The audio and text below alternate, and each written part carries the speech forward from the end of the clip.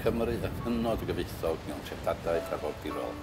Gyda 870 milltir o arfordir sy'n ymestyn dros glogwyni serth creigiog, ffentiroedd, twyni gwyntog, pentrefi pysgota tawel, trefi harbwr a cannoedd o dreithag godidog i ddewis honynt. Does dim syndod bod Arfordir Cymru wedi dod i'r brig yn y gwobrau teithio loni planes 2012. Mae agor llwybr Arfordir Cymru yn Mai 2012 wedi rhoi Cymru ar y map rhyngwladol, gan mai ni oedd y wlad gyntaf yn y byd i sefydlu'r llwybr sy'n ymestyn ar hyd y cyfan o'n Arfordir. Erbyn hyn, gallwch gerdded o Aber Afon Dyfrdwy yn y gogledd i Gas Gwent yn y de.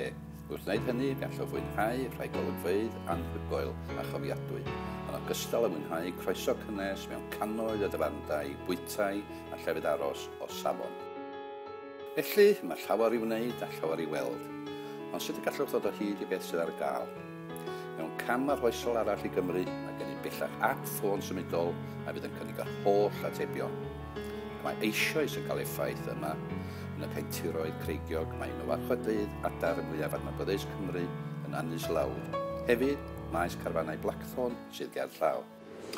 The new All Wales Coastal app will be a fantastic benefit for people because everyone these days is technology up to date, up to speed with the latest technology, and I find that this app just includes so much information. It's fantastic, really. You know, at the touch of a button, all the information that's available with the tide times, the weather, where they are, everything. It'll be a definite boost. Ac o'r gogledd i'r de orllewin, lle mae enillwyr baneri glas a gwobrau traeth eraill yn cynnig gwyliau teuluol gwir.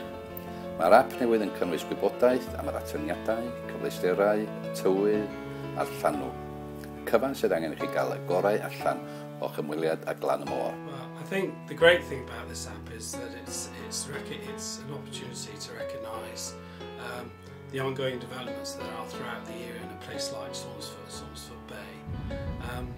And these things can happen at any moment. We've got developments happening over the next year or so, and the businesses in this area are having ideas how they can recognise what's happening with those developments. And of course, that's no good without people coming to the location. So an app like this would be marvellous because it's a real-time online approach, and people can actually put forward things that events that will interest people and bring many tourists to the area. We've got quite a few things, whether it be restaurants or whether it's accommodation, if it's actually taking part in various activities. Ac mae'r ap hefyd yn dechrau cael ei sylwi gan rai pobl enwog iawn. I'm using the new Coastal app, absolutely magnificent. I'm here at Cardiff Bay Nature Reserve. I bet you didn't even know this was here, did you, eh? It's literally just around the corner from all the cafes and nightclubs, so 5 minutes walk along the coastal path, you'll be sipping a cup of tea. When you've finished, pop up here, you've got swans, grebes, there's all sorts to see. Wonderful. I'll even be able to find out which areas are friendly to dogs, so I can walk my dog as I'm looking at our wonderful Welsh wildlife.